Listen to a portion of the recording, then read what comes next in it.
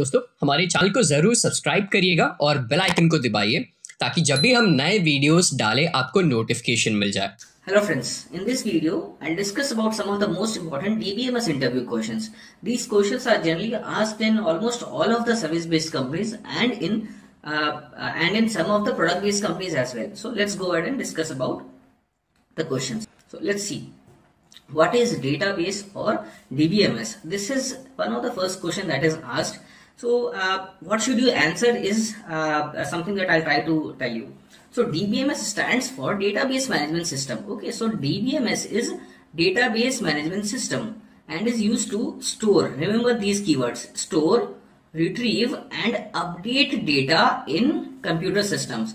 So how will you explain this in very simple terms? You can just say that any application that you say, an Android app or web application or Facebook, any example you can take. So all that data has to be stored somewhere.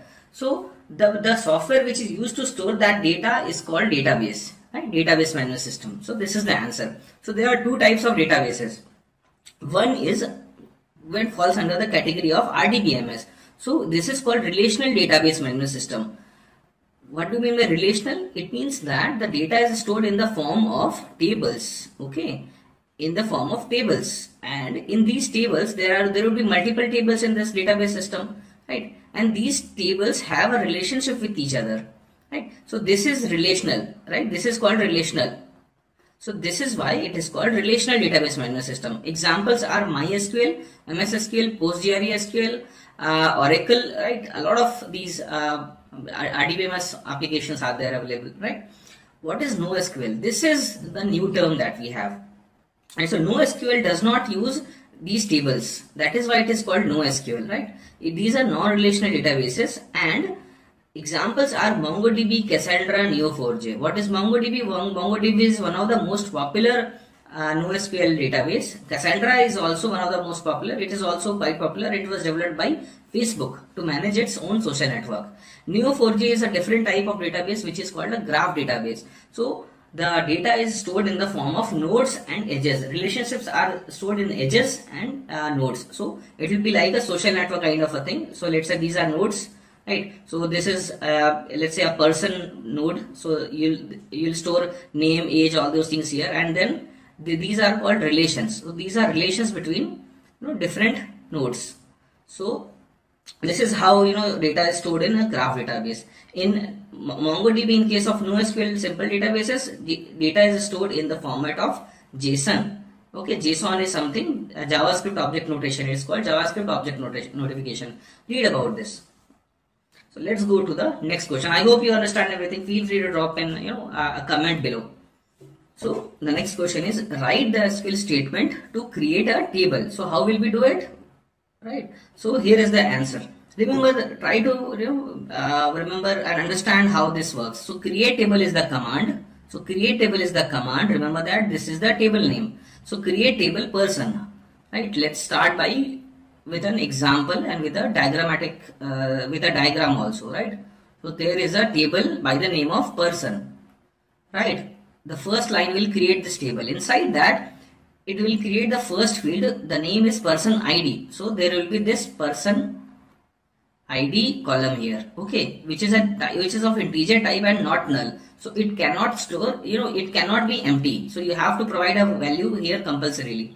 Then the next column is person name, okay. So there would be this person name, right? So person, I'll just write name here clearly, okay. So then there will be second column which is person name. It can store up to 50 characters. Varchar is variable number of characters. So up to 50 characters can be stored in this column, and this is also a not null field. So it cannot contain empty value. Then there is the next field which is called age. So then there is here next column which is age. So this age is here. It is of type integer. So you can store a positive integer here. Right. Then we have primary key. What is a primary key? Primary key is a special field in this particular table which is used to uniquely identify these tables. Okay, we'll go ahead and ask a few questions about this, answer a few questions about this also later. But remember this line, primary key person ID. So we are making this person ID as the primary key of this table, which is going to be uniquely used to identify, right, this row. In the next question, we will discuss about what is a primary key and a unique key. So let's go to the next question. I hope you are understanding everything. Let's go to the next question. What is a foreign key? A foreign key is a key used to link two tables. Okay, so it is used to link two tables. How do you link the two tables? I'll explain to you here. So it is a field or collection of fields in one table that refers to the primary key of another table. Okay, so it refers to primary key of another table. Let's look at an example here. So let's say that there is a table called orders, right? It has order ID field, order number field, customer ID field. So what is this customer ID field? It means that this order was obviously placed by a customer, by any customer, right? So which customer ordered? Let's say that I went to a restaurant and placed an order. The restaurant owner knows that this order belongs to me. It belongs to Prajwal, right? Prajwal ordered it. So there is a relation between that order and me, right? This is how, this is the use of foreign key. So in this table, order ID is the primary key. But see, foreign key, customer ID. So there will be another customer table where there will be a customer ID field, and this foreign key, customer ID, right? This customer ID refers to it will refer to the person table's person ID, right? So what happens here is that foreign key, this customer ID is a foreign key which points to the person ID of the person table, right? So this is how the relation is done. So look at this diagram. This is the person table, this is the order table. So order table has a customer ID field. So example 3. So 3 is the customer ID which points to the primary key of person table. So here, this here is the what is it? It is the ID of this row, right? So Anoop's person ID is 3. So this 3 is stored here, which means that it is pointing to this order. This order number 1423 was placed by this person. Okay. So this is the relation, and this is how foreign key works. Let's go ahead and check out the next question. So difference between primary key and unique key. As I mentioned earlier, right, I clearly told you about what primary key is. We'll discuss what is the main difference between a primary key and a unique key. This is a very important question asked in a lot of interviews where they ask you to tell them the exact difference. So in this question, we'll answer that. Right. So only one primary key is allowed in a row. Right. There can be only one primary key in a row. So this is an important thing to remember. Unique key, there could be multiple unique keys in a row. Okay, understand this? This is again a very simple thing. It cannot accept null values. So primary key, if you make any field as a primary key, it will not be able to accept null values. But a unique key can accept one null value. What do you mean by one null value? It means that if there are 4 rows, only one row can have null value. Other rows must have some other value. Otherwise, by unique, it means that if there are 10 rows, the values of all 10 rows cannot be same, right? No 2 rows will have the same value of this field, right? So that's why one null is allowed in one of those 10 rows, but not in any other row. Creates a clustered index. What is a clustered index? It is very important to understand. Clustered index is when we create an index is used for fast searching. So you will create an index which modifies how the data is stored. So once you create a clustered index on a particular table, the data gets stored in a sequential way. So primary key, if the value is 1, 2, 3, 4, then the data will also be stored in the same sequence, right? So this is what clustered index is. Clustered index changes the way a data is stored. Okay, so this is primary key creates a clustered index. Unique key creates a non-clustered index, which means that row 1 can be stored in one particular location. This is row 1, right? Row 2 can be stored in 500 memory location, right? So all these things can happen, and the index will only store the address of these rows, right? It will not be able to change the location of the rows, right? This is how non-clustered index works. So unique key creates a non-clustered index. It's still searchable, but non-clustered index is generally slower than clustered index. Okay, here is an example of primary key. So create table person, as we have already seen there, person ID and all those details are here. Primary key, person ID. So you have to specifically mention that person ID is the primary key. Okay, so this is the example of primary key. How do you create a unique key? Person ID, citizen ID. Okay, last name, first name and age, and unique of citizen ID. So citizen ID, let's say, assume that this is your Aadhaar card number. So every person will have a separate Aadhaar card number. No two person can have the same Aadhaar card. So this is taken as a unique key, okay, in this table. Person ID is again the sequence number 1, 2, 3, 4 or anything like that can be the person ID, and this is used as the primary key. So this is the primary key, right? You'll have to add this line here also. In that case, you can add primary key, person ID. So this row, this field will become a primary key, and citizen ID will become a unique key. So let's go ahead and check out the next question. What is the difference between drop, delete and truncate? Again, this is very frequently asked in a lot of interviews, but it is very simple to understand. Delete, right? So what is the difference between delete, drop, delete and truncate, right? So we'll start with delete. So delete is used to delete one or more rows of a table based on a condition, right? So delete from customers where customer name is equal to Robin Hood. If the customer name is Robin Hood, delete that row. So right, so it is used to delete specific rows in a table. What is drop? So drop command is used for two purposes. One is to use it is used to drop a table, right? So you can completely drop a table, or you can completely drop a database, delete a database itself. So here are two examples. Drop table logs. So this logs table will get deleted, and the schema is also removed, which means that there will be no sign of no residue of that table left in your database, right? So you'll have to create the schema again. You'll have to again execute create table, right? So you will have, if you dropped a table, then you will have to again use create table to create the table structure and then insert data. And then drop database is logs db. So you can completely drop this database, and all the tables inside will also get deleted. Okay, removed. What is truncate? Truncate is very similar to, it's like a crossover of delete and drop. So drop deletes the whole database including schema. Truncate, it only deletes all the rows inside that table. So if there is a table containing all the customer names and customer details, if you execute truncate on that table, all the data, all the rows will get deleted. Okay, it is used to clear the data inside the table. The table schema remains intact. So if you use truncate table logs, you will not have to execute create table command after that. So this is the difference between truncate, delete and drop. Remember, delete is used to delete only specific rows based on a condition. Truncate is used to clear all the rows of a table. And then drop is used to delete the table completely, or it is used to delete the database completely. Okay, I hope you are understanding everything.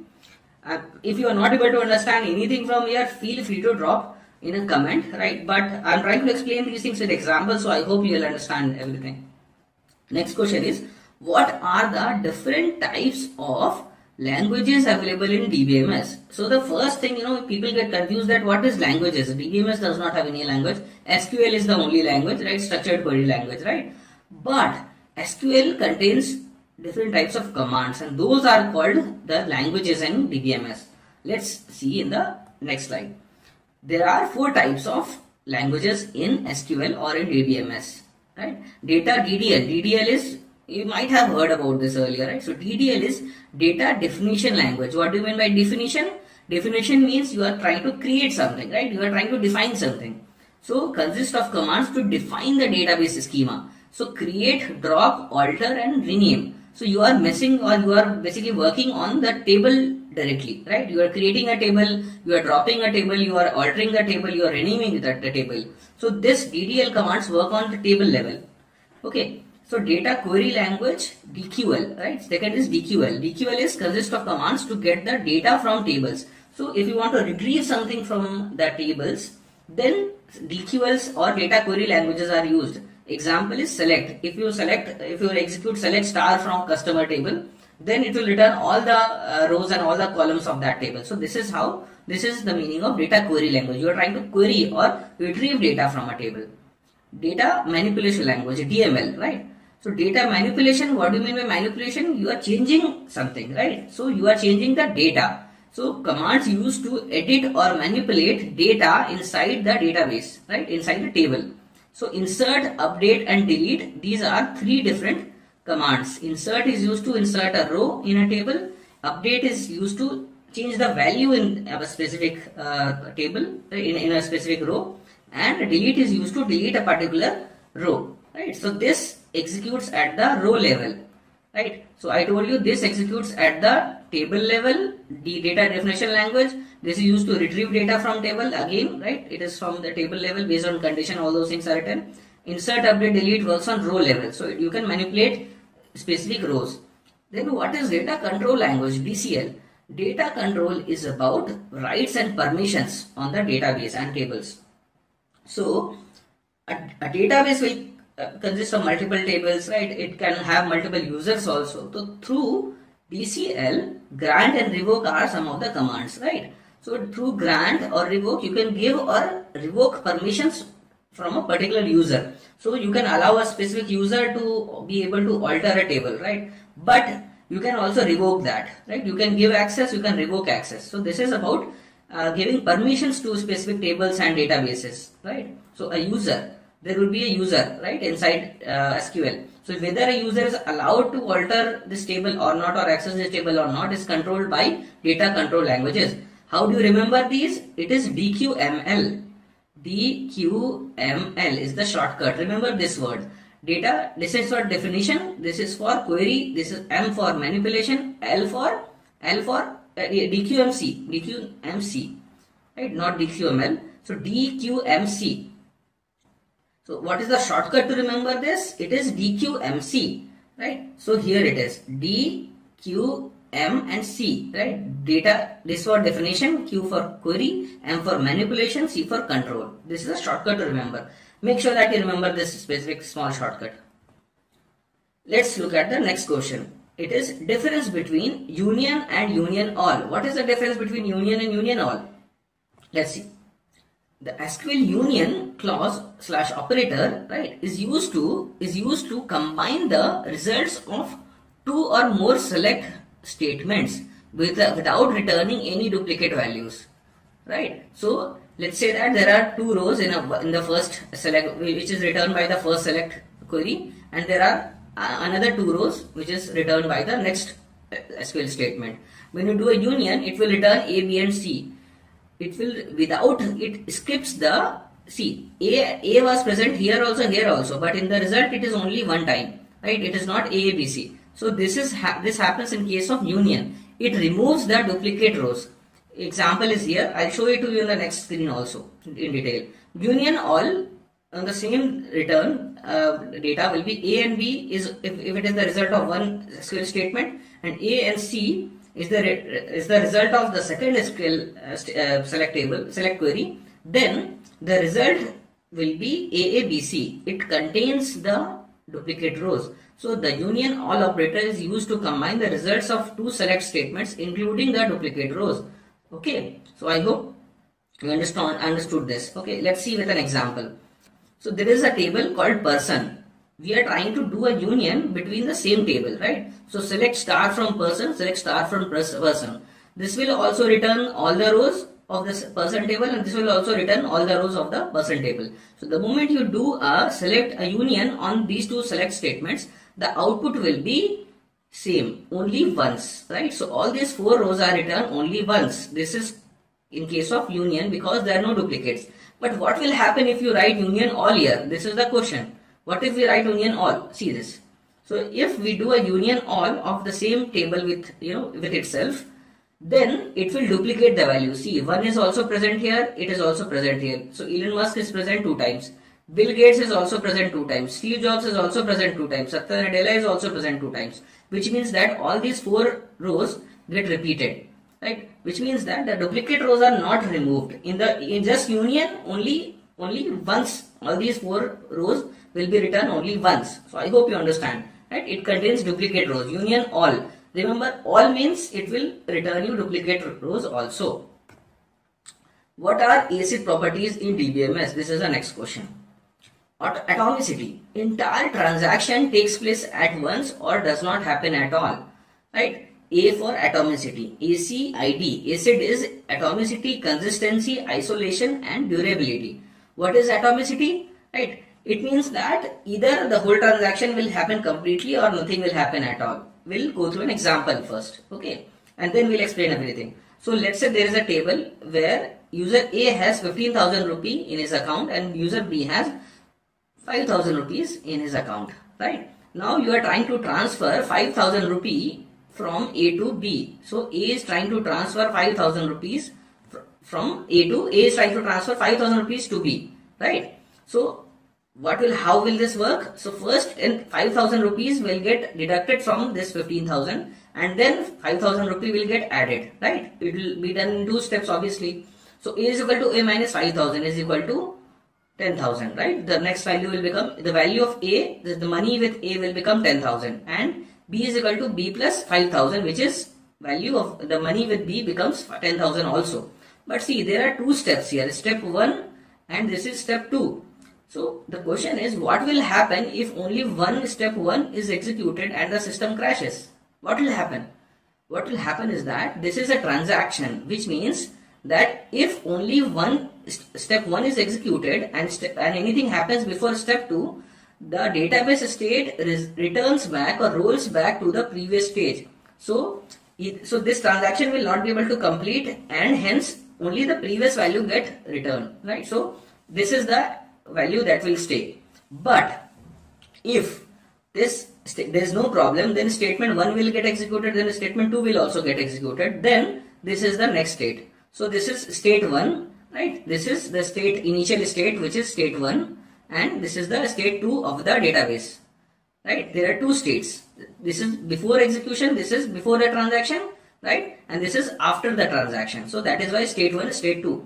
So this is the meaning of atomicity. Either the transaction will happen completely or it will not happen at all. If anything happens in between the transaction, the database state will return to the previous state. So what is consistency? The database must be consistent before and after the transaction. How will you understand this? See, let me clear the screen first. Okay. Yeah.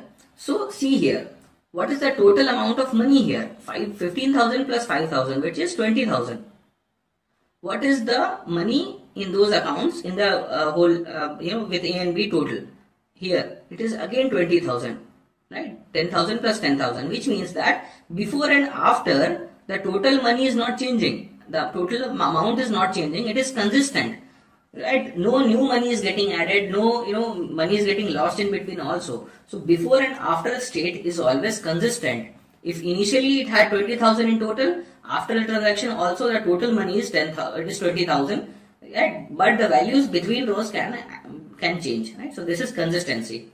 What is isolation? So isolation is a very interesting concept. Multiple transactions happen independently without interfering with one another. What is isolation? Let's say there are two transactions, right? In transaction 1, you are trying to transfer 5,000 rupees from A to B. In transaction 2, you are trying to transfer 20,000, let's say 15,000 rupees from A to C, right? There is another entry, let's say. What will happen is, these two transactions are independent. So if T1 started before, right? So after this transaction, the value is 10,000, right? So in between, it cannot happen that before, once this transaction is started, see, this T2 transaction will have to stay on hold and it cannot execute between this time, because the T2 knows that T1 is currently working on the values of table A, on the values of this row. So it cannot execute at this point of time, which means that it is isolated. So only after T2 finishes, then T2 will execute, right? There is a concept called read and write locks also in database. In this case, there will be a read and write lock here on this row and this row, both the rows, right? Because we are manipulating the values of these two values. So what will happen is, it might happen that T1 has 5,000, right? Currently it has 15,000. Right, but after the transaction, the value becomes 10,000, right? But if T2 reads this value, it will see that, okay, this user has 15,000. So it will try to transfer, but in between that T1 will get executed, and then T2 will not be able to transfer because A did not have 15,000. The value money with A becomes 10,000, right? So there would be inconsistency if we allow both T1 and T2 to run simultaneously. That is why these two transactions happen, in isolation. Right? In the intermediate state of a transaction is invisible to other transactions. Right? I hope you understand everything, right? Durability. Once a transaction has happened, the changes stay there even if a system failure occurs. So, which means that after this transaction has happened, and now if there is a system crash here, right, after executing this, when you reboot the system, when you restart the system, you will find this value there, right? This state will not get lost. So this is called durability. This is an essential property of database. If this is not there, then there will be a lot of problems in case of banks and all the applications online. There will be a lot of problems if this is not there. So let's go ahead and check out the next question. What are the different types of relationships in the DBMS? Different types of, this is the last question in this particular video. We'll go with other questions in the next video. So what are the different types of relationships? One-to-one. There is one-to-one, one-to-many, and many-to-many. There are three types of relations in a DBMS. What is one-to-one? One order can belong to only one customer. So let's say that you place an order. The order ID is, let's say, 124, right? So it belongs to you only, right? It cannot, this same order ID, when you go and try to pick up your order, two persons cannot have the same order ID. Then there will be a lot of, chaos there. That is why one person can only have one customer can have only one order, right? So this is one-to-one relationship. But what is an example of one-to-many relationship? One company can have many employees. So there could be 50, 500 employees working in the same company. So there is an employee table, right? And there is a company table, right? So there could be multiple employees also, right? There could be multiple rows in here, and all of them could be working for the same company. So this is called one-to-many relationship. What is many-to-many? Again, very interesting. One person can work on many projects. So if the person, there is this employee working in a company, right? And then each project, let's say there is a project, so it can have E1, E2 and E3, right? This is P1, let's say. Then E2, there could be another project which also has E1, right? And E4 and E6, right? So E1 is working in P1 also, and he is working in P2 also, similarly, right? So one person is working on many projects, and each project can have many persons. So there are three people working in the same project, right? So this is one-to-many. So many employees are working in one project, and one employee is also working in many projects. So employee is also working on many projects. So this is why it is many-to-many. I hope you understand this. Let's see what happens next. So in the upcoming videos, right, I'll be uploading some more videos also where I'll explain all the different types of joins: inner join, left join, right join, and outer join. I'll explain all the four. Then we'll also try to discuss in another video. These are small questions. So what is a trigger? What is a stored procedure? What is normalization? What is 1NF, 2NF, 3NF, and BCNF? What are these? What is the meaning of these? We'll also discuss in the upcoming videos.